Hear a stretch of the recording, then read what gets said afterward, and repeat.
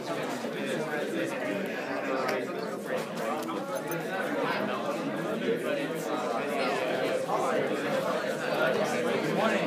Welcome to our seminar today.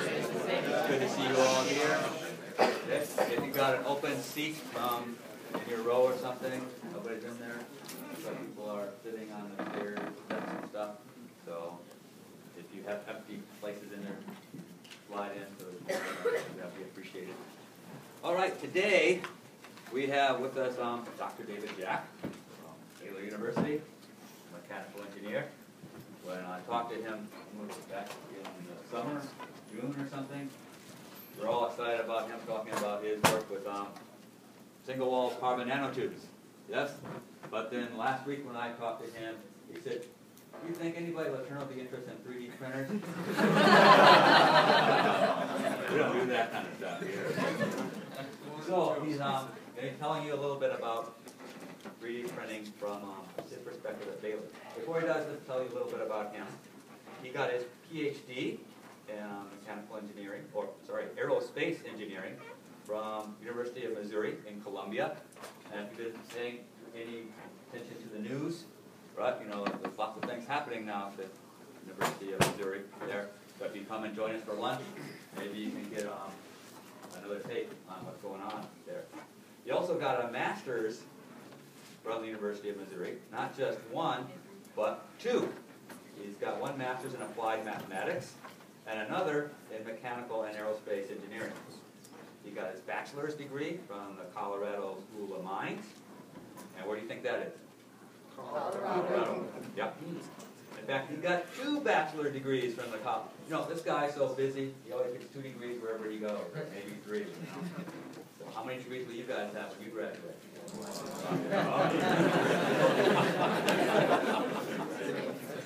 All right. So let's give him a warm welcome.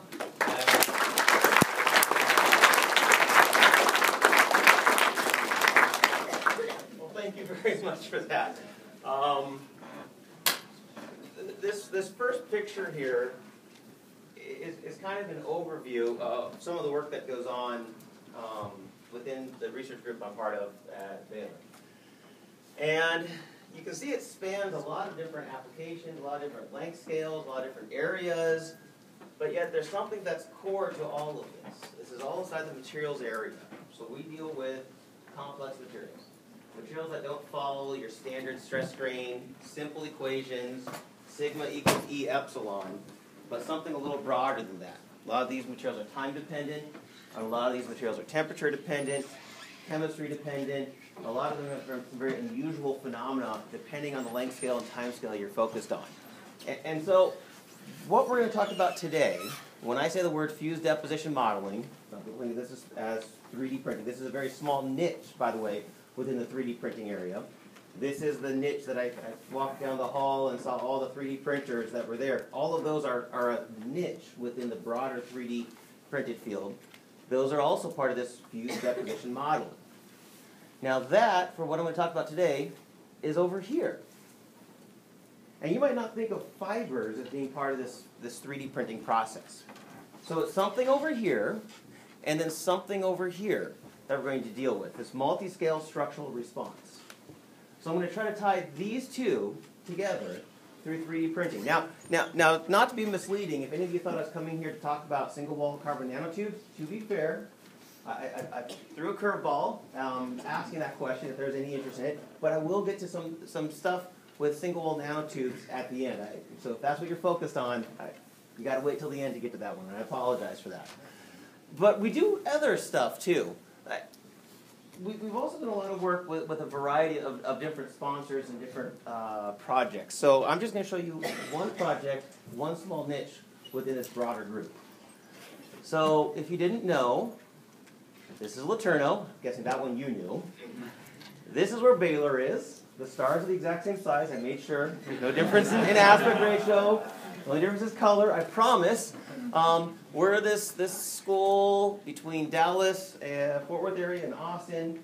We're about 2 hours from both places. I like that nice location because we get a lot of industrial traffic swinging between these two areas. We get a lot of aerospace partners, a lot of automotive partners that work with us because of where our location is. We're a school a little bigger, 15,000 students and change, but we're not an engineering school. Baylor is primarily, first and foremost, a humanities school. Engineering is one of the newest programs. The Department of Engineering didn't exist. Well, the department exists in 1995. Mechanical, which is what I'm part of, spun off of the Department of Engineering in 2004. And there's some gray area. Was it really in 2004? Was it really 2006? Depending on which website page you read, they confuse those two numbers. Right around that time frame, we became a department and had graduate degrees. With no students in the graduate program. It took about a year or two for that to kind of get to students of 2, then 4. We're now up to about 30. And we're just now starting our PhD program this last year. It's pretty young. So that brings you from school to the department I'm part of. It's a young department, to the research group that I'm part of. So the research group, we call it Scientific Innovations in Complex Engineering Materials. We have about 4,600 square feet of space. This group is between 4 faculty. We've got 12 graduate students and 10 undergraduate students. So from a large research university program, we're really small.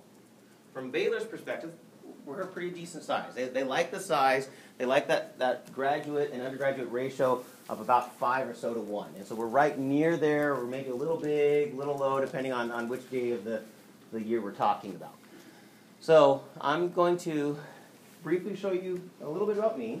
I'm an Air Force brat, so I don't really know where I call home. When my dad retired, my parents settled in the Colorado area, and so I naturally went to a school in Colorado that was about 30 minutes away, Colorado School of Mines, having no clue what degree I wanted. You weren't allowed to declare a major for your first year, and you had to do it in your beginning of your second year. An interesting question was posed to me: which degree do you want? Seems a reasonable question since you're at school. And I knew I liked the school, and so I said, what's the hardest degree on campus? And I got 2 answers: mechanical engineering and physics. And there was a pretty clear, near 50-50 split. That was what a lot of people said. Now you may argue differently. Maybe I was talking to the wrong people. But strangely enough, that's what actually drove my direction. I wish I could say I had more guidance than that. I wish I could say, and I had a vision in mind. It was really I loved the challenge. And it was that challenge that's continued to drive me throughout my whole life. I like tackling things that people will say, that's not quite possible, or that's not an easy problem to solve. From there, then, I ended up following a gentleman from the Colorado School of Mines out to University of Missouri. So after I got my bachelor's degree, he was an incredibly strong Christian man. That was a rarity, finding that. Great character, great moral compass, and I was a very young guy who was getting married in about a month when I met him. We're actually probably about 5 or 6 months. So I was just getting to know him, and he said he was going out to Missouri. Or actually, let me revise that.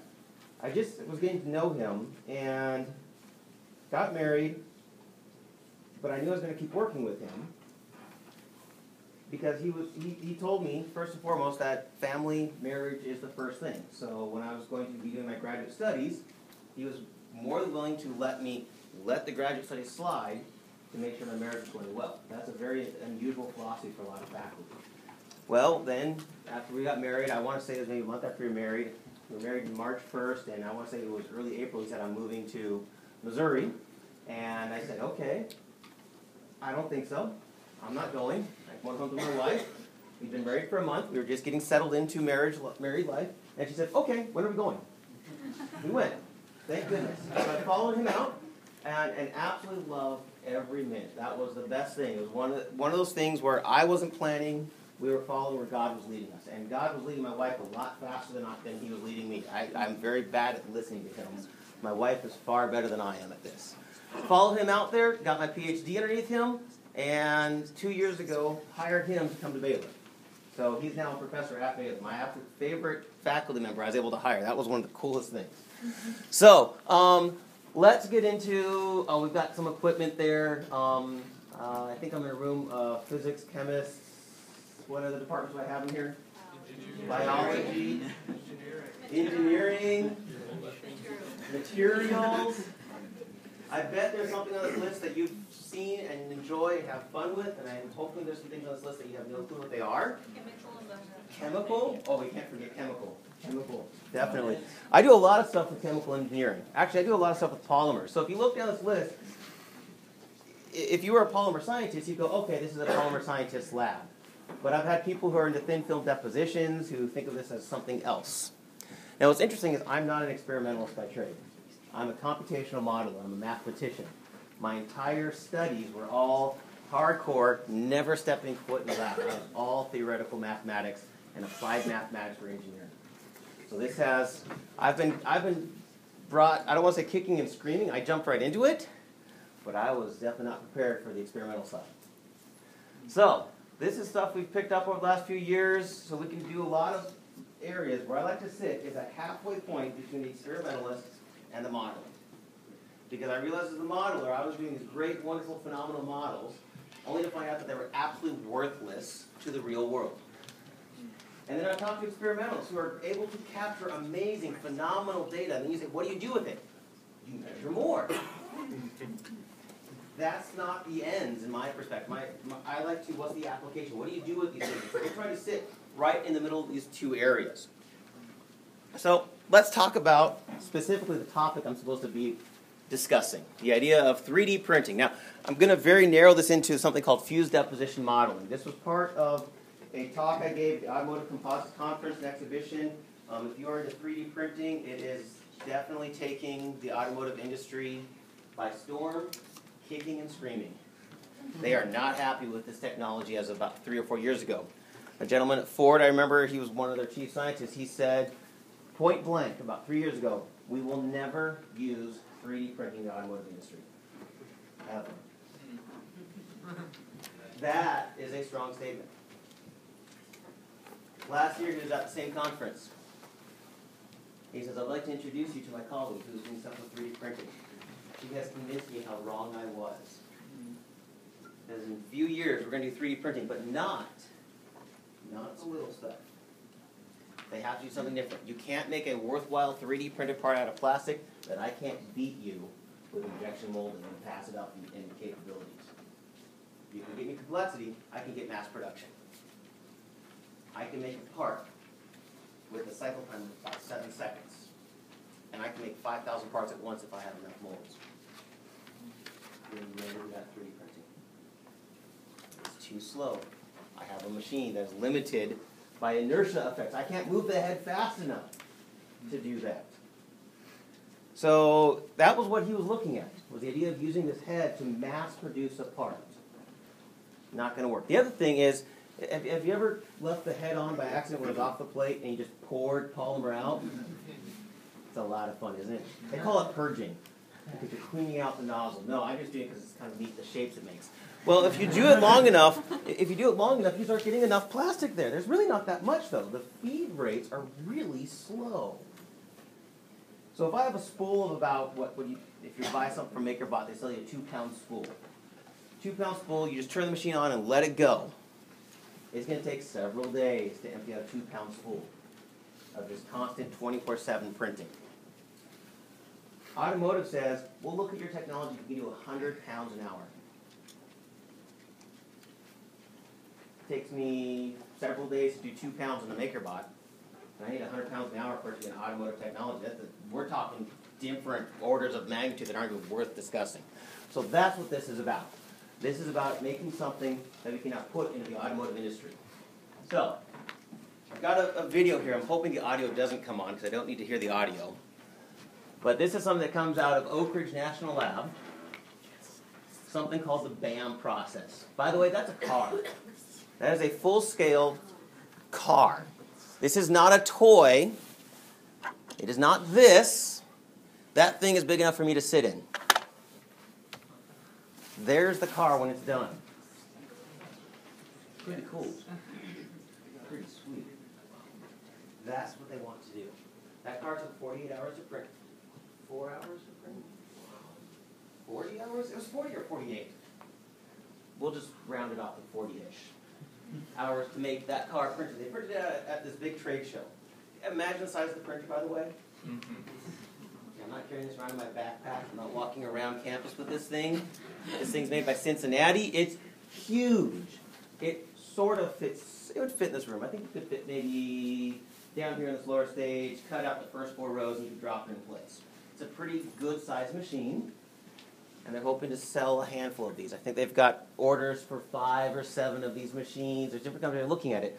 But what's interesting is you still have this problem of it's plastic. Has anybody noticed that plastics generally aren't used as structural components? I don't fly an airplane that's made out of plastic. I fly a plane that's made out of carbon fiber, not plastic. I just put plastic around it to turn my carbon fiber into something a little stronger.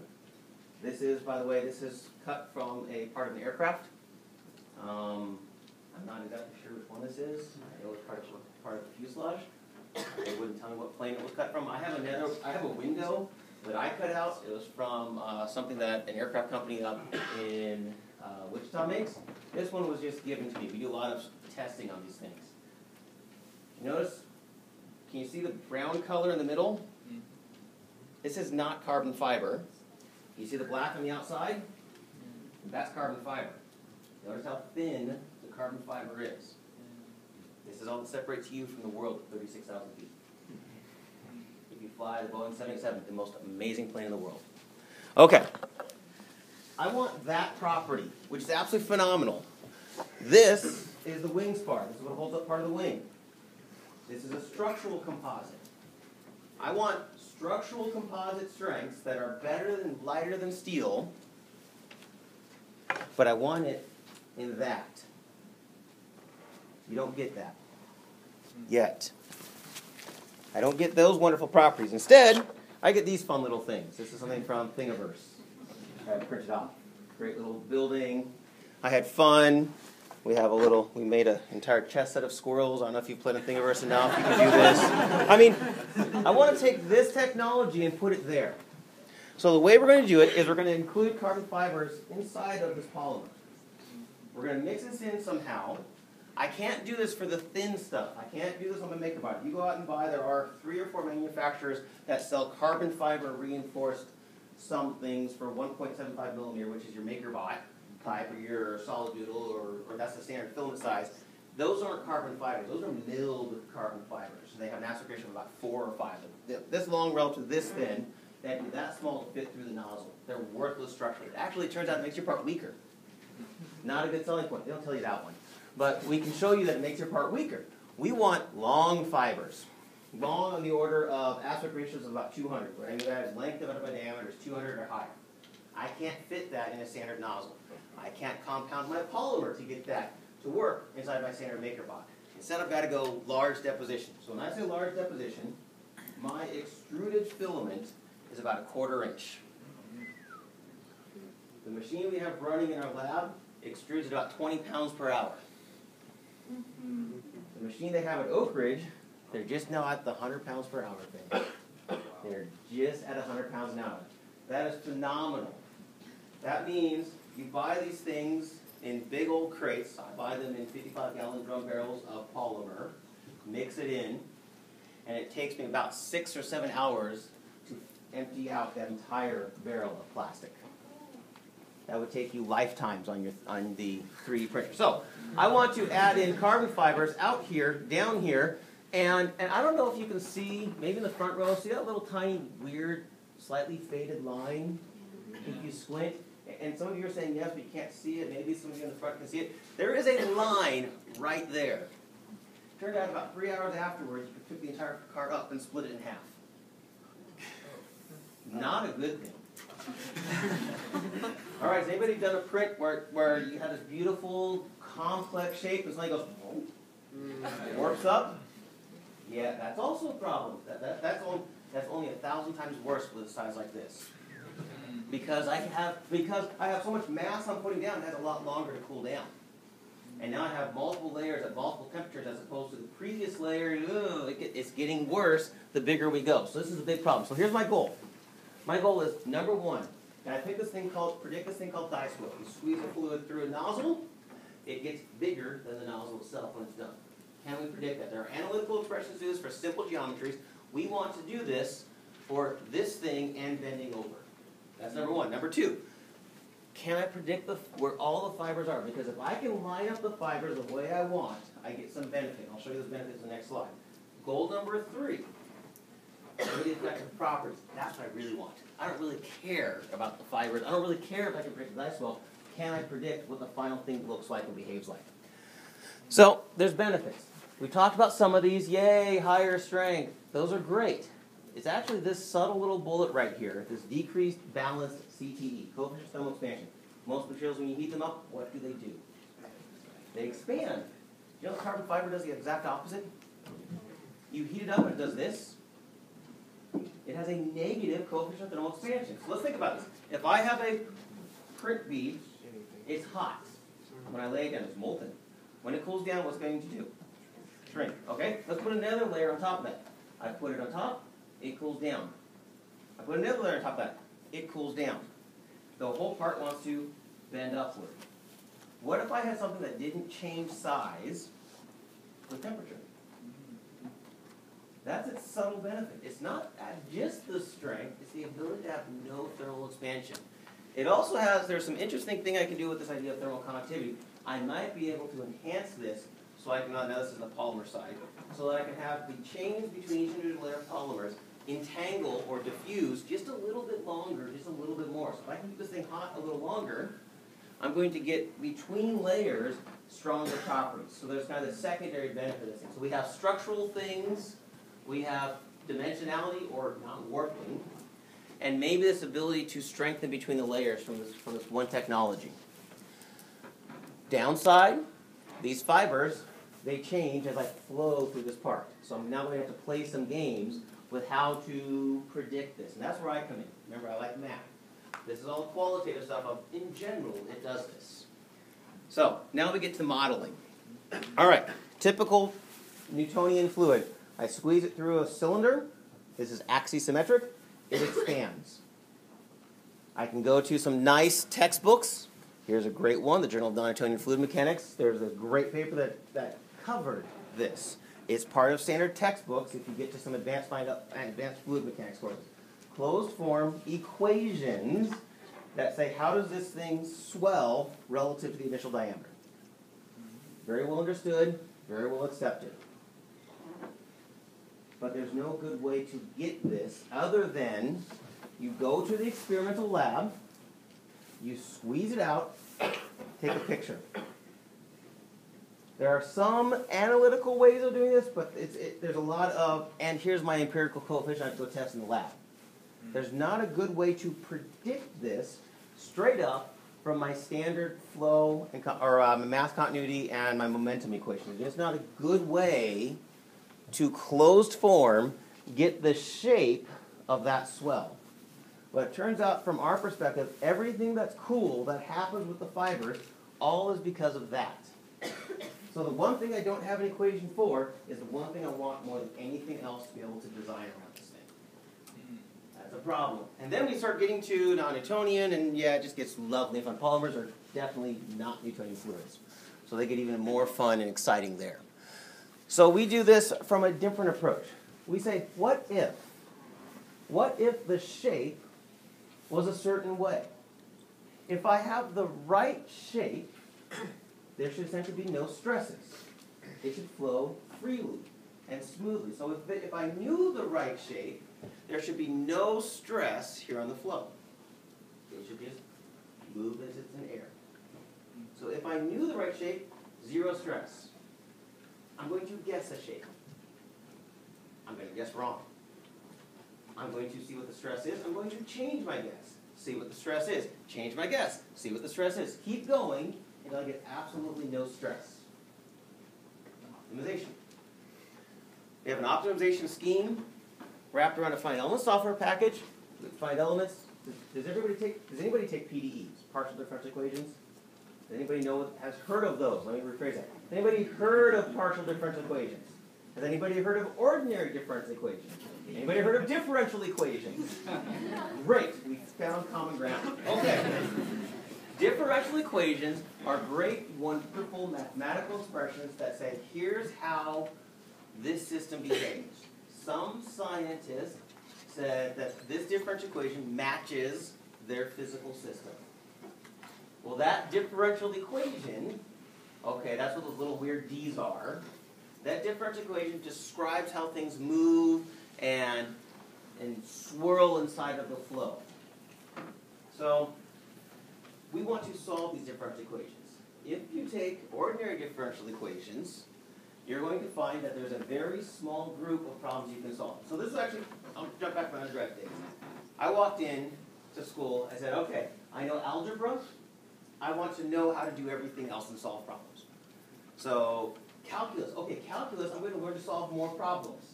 I'm going to learn this new tool called differentiation and this new tool called integration. I loved it. Only to find out that things that I could take derivatives of more things than I could take integrals of. So I thought, Calc 2 will be the tricks on how to solve those integrals. Wrong.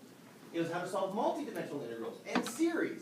So suddenly I have more problems that I've been told I can't solve because there are analytical expressions. Okay, Calc 3. Calc 3, we're in huge dimensions, we're in huge series, we're starting to talk about Fourier stuff. It was starting to get a little more complex, part of the really bad fun. It was getting more, yes, those of you who do complex analysis, you got that? Okay. All right.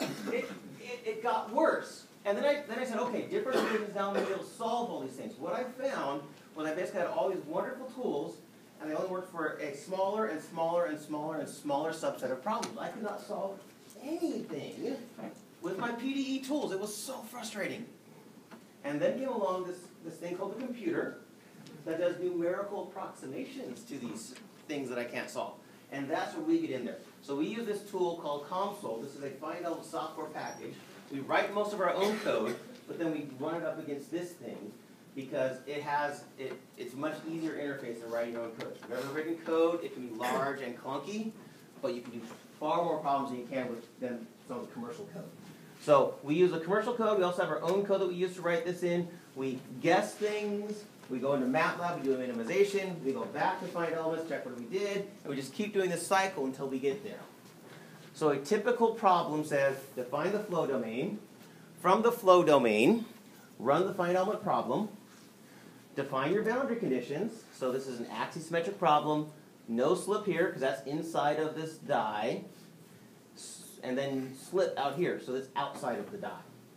So all of these pictures, when you see this shape, is the inside of the nozzle, okay? The nozzle's big, we're only looking at the inside section of this nozzle. So what I want to know is right here, what happens at that one spot. That's all the bad stuff, or all the good stuff. Because if it's bad that I can't understand it, but I can use it to control things, this could become a good thing. Then we're going to get flow. This is a non-intuitive fluid problem. We can do that one fairly straightforward. We measure all the properties in the lab, put them into the software, and we can now run the flow problem. So, remember I said we guess, and then we get a stress, and I want to re-guess, get a better stress, re-guess until I get to no stress. That means I have the right shape. Well, at the end of the day, it gets better, it gets better, it gets better, and it flatlines. That's success. If you're into optimization, you look at that curve and you go, it's a well-converged problem, everything's great, except for if you look at the vertical axes. Is that a 0?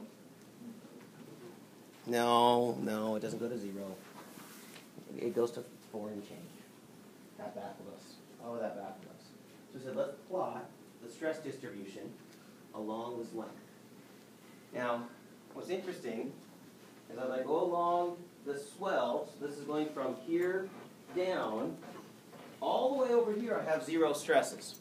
I have the right shape except for one spot. I have a step function. The world does not like step functions. It just doesn't. Math allows you to do step functions. The world doesn't really allow you to do step functions. So we've actually come up with some stuff. If you love, I can spend an hour on this thing called a step-slip singularity element, where we can do some weird step functions within an element to get rid of that thing. That's another talk. At the end of the day, though, we have 0 stress. So now we have a model. The best thing you can do with a model is to say, how does this match to the real world? So we go into the lab, we go find other papers, and they say, here's the real world. So you see the solid line, you see the dotted line. The dotted line is the real world, is our model. That solid line is the real world. Now it's interesting, I can go find 10 different papers, and I can draw all of their lines, and every one of their lines are plus or minus about 2% of that. So the real world, they can't even measure it quite right, or they can't keep the model consistent, or they can't keep the flow consistent. When you're within experimental error on your model, that is called a good model. Until experimental error goes to this, and your model's outside your bounds. But we're within experimental error, our model is good. That's the best we can hope for. So we can actually now predict this thing as it comes out through the nozzle, as it goes to the dice. Okay, that's only half of our problem, by the way. I said I have to predict fiber orientation. All right. Those of you who are math adverse, I apologize. I'm not. I love math. Okay. All right. At the end of the day, this is a differential equation, that's what the Z says, that describes the motion of one fiber inside of a fluid. That's all it is. So left-hand side is how the fiber moves in time.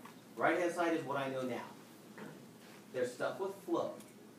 So look at this as, I want to know P. To get how P moves, I have to know what P is doing right now and the flow around it. Okay, one fiber is absolutely 100% impossible to solve on any computer for a full complex problem when I have 10 to the 5th or 6th fibers, or 10 to the 8th fibers. Huge numbers of fibers. I can't do this. Not only that, real world involves things that hit each other.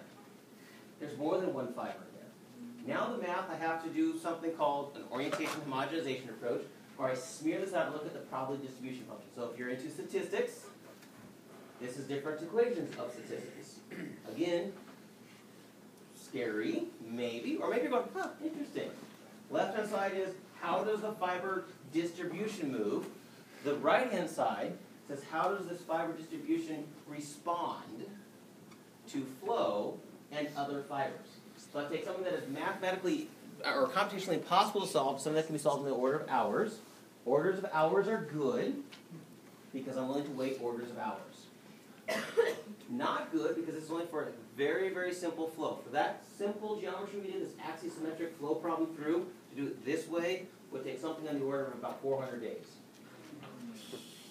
I can tell you right now, no student is patient for 400 days. Think about your patience level. How many hours are you willing to wait for a computer to give you an answer?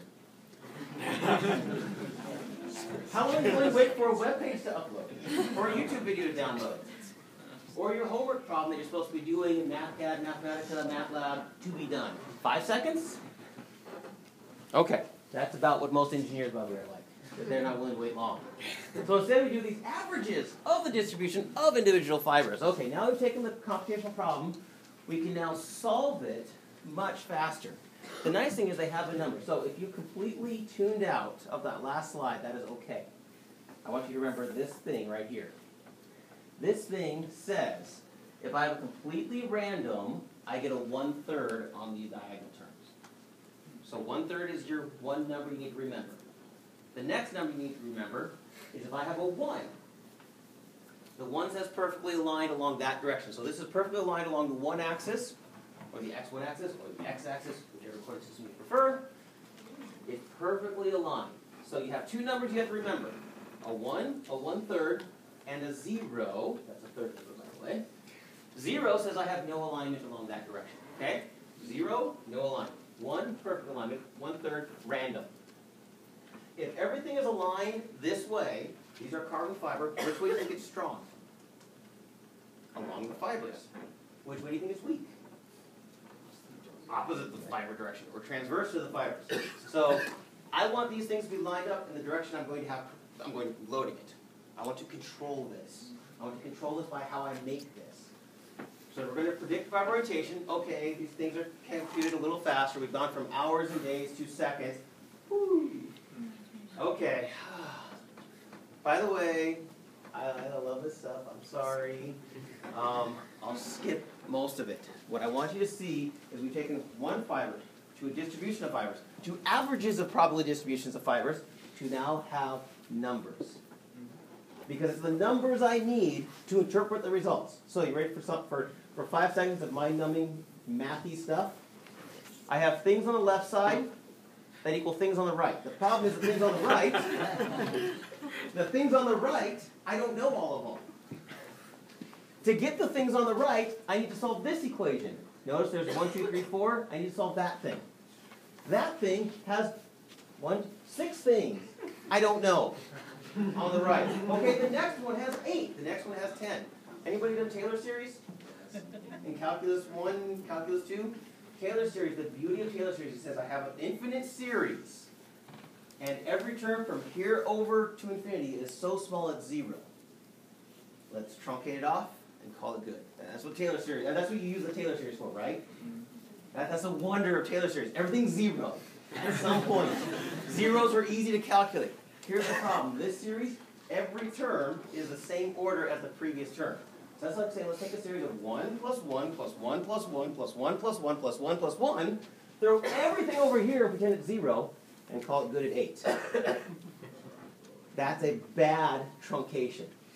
You can't do that. So there's some methods to do that. I'm not going to show you them. You're welcome. I don't think anybody would like me at all. Okay, so remember your 3 numbers. 0, 1, 3, and 1. 0, no orientation. 1/3, random. 1, perfectly aligned. I'm going to take my flow. I have those results. I'm going to play those orientation tensor equations in motion. I'm going to get alignment. Watch the red line. At the entrance to the nozzle, it is near 1, meaning it's near aligned.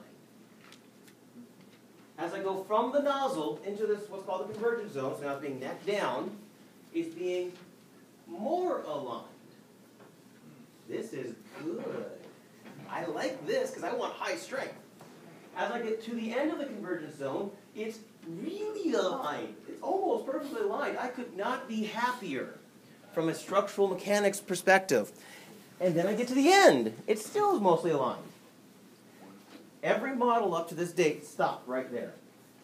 Every model over-predicted the alignment by whatever this number means, 20%, they over-predicted the alignment by 20%. I don't know what 20% means yet. We'll get to that in a minute. So every model stops here. We don't. We give you the rapid change in the alignment. That's scary. Okay. That was for one streamline. We can do the same thing for another streamline, and it doesn't change that much. It goes flat, down a little, up a little, and back to about where it started. So some of the alignment doesn't change depending on where you're inside the geometry. All right. We can plot all these streamlines. At the end of the day, the alignment here is completely different than the alignment here. This is what you have in your filament at the end of the day. This is what comes out of the nozzle. This is what gets laid down on your part. At the end of the day, you have an alignment that varies spatially. Ooh, that means my material properties are probably going to change spatially. Ooh, okay, maybe I don't know. All right, now how do I get material properties? So I have to go from fibers to properties of these things. So there's a lot of models out there. My favorite's this one. But the idea is I take unknown or random distributions of some variety into pieces where I have one effective material property. If you're into integrations, you can play there. Those are rotation tensors. If you're not into integrations, say properties effective on the left, properties from small things of one fiber at a time on the right. I can get that if I know the orientation. So now that I have the orientation, I can get material properties. So, we know if we don't include the die swell, we get one orientation state. If we do include the die swell, we get another orientation state. They vary. So, let's get material properties. If I don't have die swell, these are my effective material properties. So, this is the longitudinal direction. This is along the fiber. It's really strong in the middle. It's less strong on the outside. Cool. Here's the radial, or the modulus that points out. It's weak on the inside, strong on the outside edge. So, this is if we didn't include the right orientation. We didn't include the die swell. Let's look at the scenario of what if you do include the die swell. So, watch carefully. The colors may change subtly. The vertical axes do not change. Oh, Did you notice they settled here? Let's do that again. It's very hard to see. Here's what it looks like if you don't include the proper die swell. There's a subtle change if you do include the die swell, because those colors look different to you. Yes. Good. That's what I wanted you to see. Not only that, the shape changed.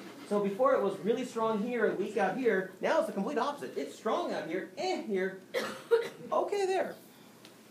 Okay, again, these are effective properties, so let's do a test. I'm going to take a single filament, I'm going to pull it.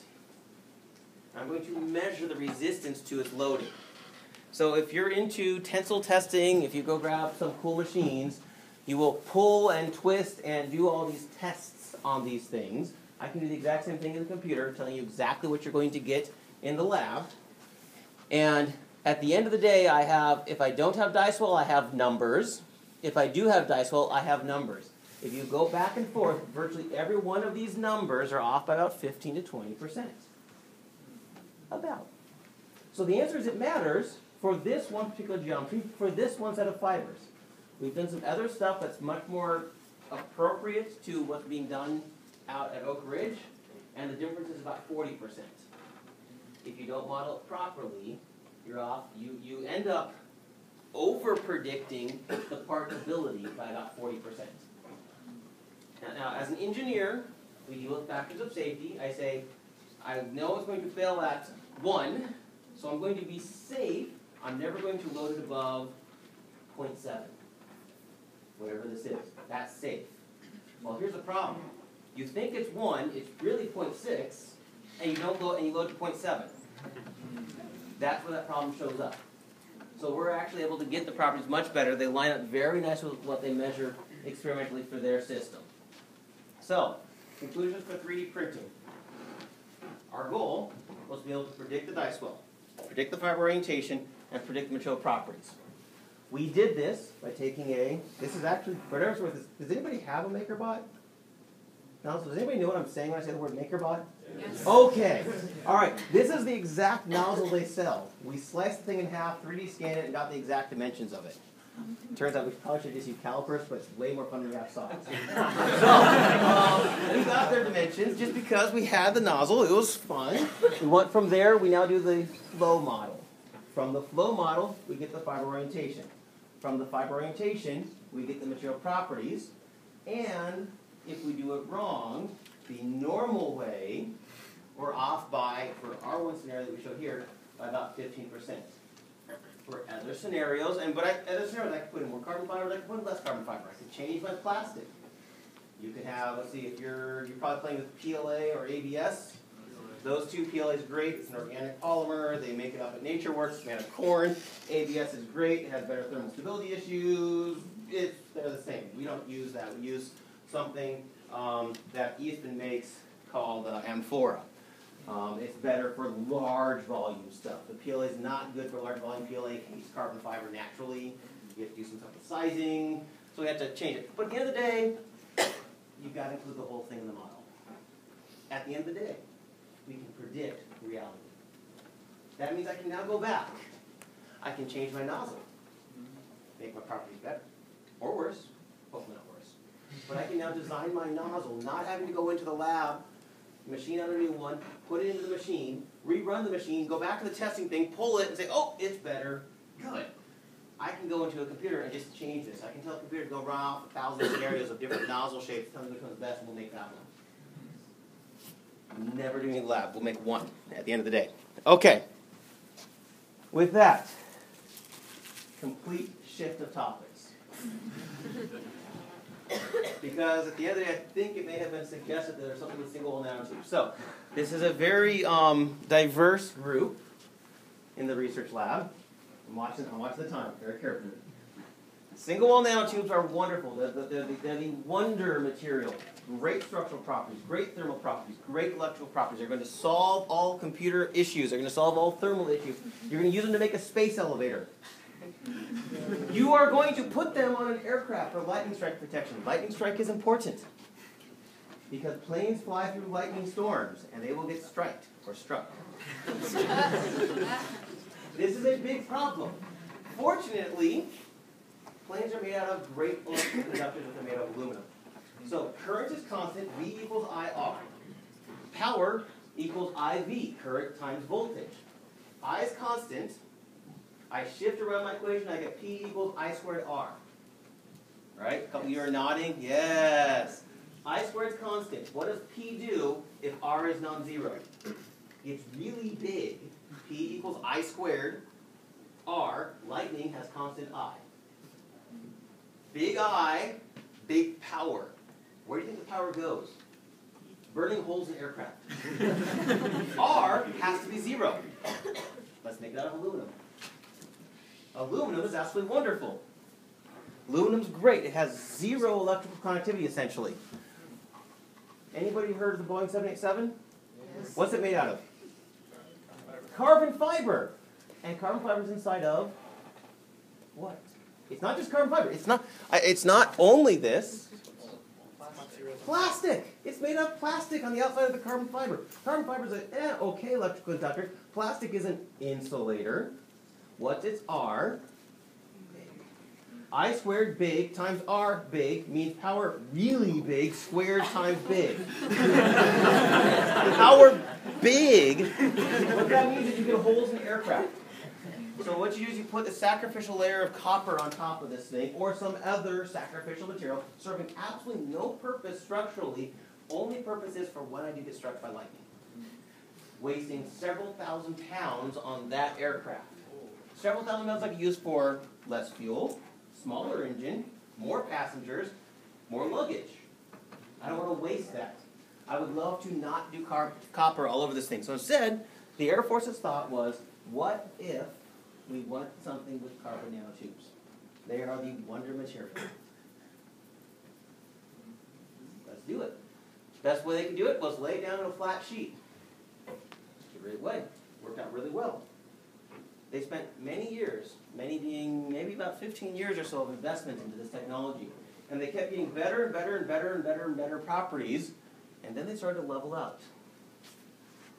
That says one of two things. Either we don't understand the manufacturing, or we don't understand the physics. Because they should have leveled out way up here, not down here. Lightning strike needed to be here. So I have properties here. I need to be here for lightning strike. It should get to here. We should have no problems getting there, but we never could get there. So the Air Force came in and said, we want you to model this thing. So we modeled this thing by looking at all the small nanoscale and sub-nanoscale effects that we could. Electron, phonon transference between these things. The chirality between these carbon nanotubes. The registry, are these things lined up or not? These are at the atomistic scale. These are not big. But I want an airplane, that means big. I look at how these things are interfacing with each other, whether they're deformed, whether they're under a load, whether they're not. Looking at all these different effects, all the different geometries, how we make these things, building them into thin films. At the end of the day, we have an effective circuit model. We ran stuff all the way down to the molecular scale using something called lamps to help us understand the electrical transference. What was the effective resistance between these things? Same thing we use in our own code to do the thermal resistance between these things to understand what the distributions. And this is the thing. Everything at this scale has to be a probability distribution. So I have a whole bunch of distributions in. I'm going to get a distribution of properties out. At the end of the day, we have this beautiful model, and I can tell you exactly where this network will fail. Here's the scary thing. It failed about 1/50th of what we thought it should fail. Okay, 1/50th is bad. It's kind of hard to design with.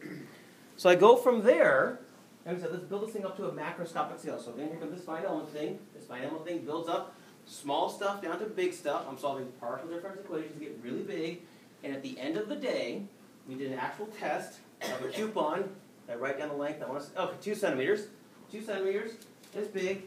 Strap a 3-volt current to it. It has almost a near zero resistance, so this thing gets really hot. Because I have a constant voltage I'm applying on this thing. I have a V squared over R. R goes to 0. V's number, power equals big number. At the end of the day, this thing heats up at room temperature to, I said, 402 degrees. That's what my model said. Never once seen anything experimental at any length scale. All I had was pictures of the geometry and the manufacturing, kind of the spec sheet that said how they made the carbon nanotubes. They measured 400, plus or minus 5 degrees. Again, experimental error, model right in the middle. Good model. So, we also grow our own carbon nanotubes. Since I'm a structural person primarily, when I grow things that are for structural things, I like to beat on them. So we grow carbon nanotubes. These are some very dirty multi-wall nanotubes. They end up having some of the catalyst on them. But at the end of the day, we put them into carbon fiber laminates and we smash them. Turns out that very unusual time-dependent property. This time-dependent property may be good at absorbing energy and spreading it out. So if you think about ballistics protection, the whole goal of ballistics protection is to take the projectile coming at the target, maybe it's me, maybe it's the plane, and take the energy here and spread it out over as big an area as possible. It turns out this is an acceptable thing to spread energy. It turns out it's not as good as we'd like. We have better armor out there, we have better ceramics out there, but it's also a material that I can measure the amount of damage electrically. So I have to have a multifunctional material that can tell you how much damage you have, and it mitigates the damage. Kind of cool. I don't know where we're going to go with this one. We're just getting started in this area. With that, I'm going to skip all these rest of these wonderful things because I have a whole bunch of short things, but I'd like to, see, I always over-prepare because I never know where I'm going to get stuck in the talk. There's a lot of students that have come out of this group. All those different slides, one of these students produced in some way, and all of them are out getting great jobs. This guy's working at a company called Moldflow, so he actually takes all this fiber rotation stuff we created in the lab. He's now putting it into the commercial code. That's kind of neat. We've got students who have changed industries because they said, this is great. I'm going to use my mathematical tools to work in a different industry. And I guess that's maybe the take-home from all this. It's the math that we do, and it's the math that's getting these students employed somewhere. It's because they can do the math and they're not afraid of it, that they're getting hired at different places. So think of that when you're doing your math classes. I am not a math teacher, but I can't tell you how powerful that tool can be for you. So with that, thank you.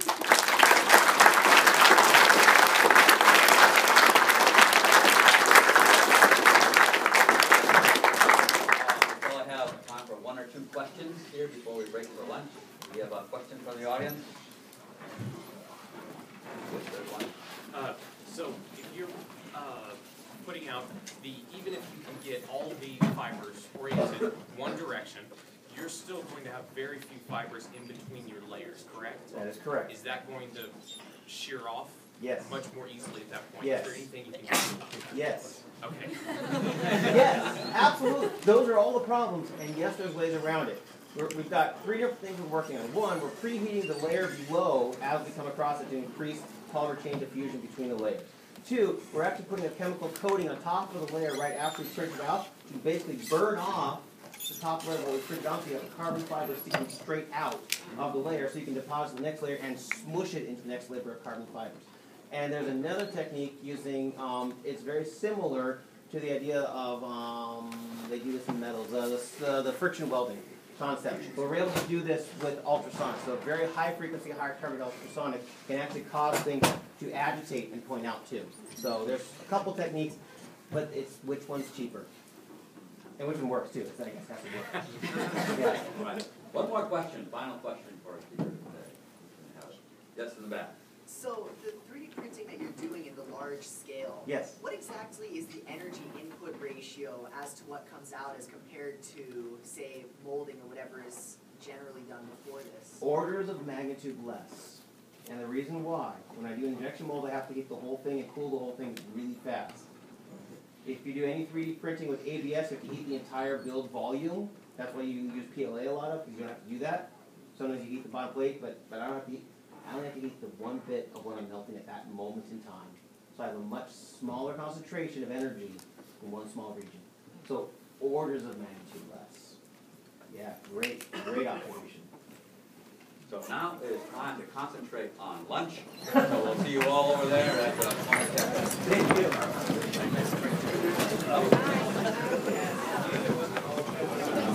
Thank you so much.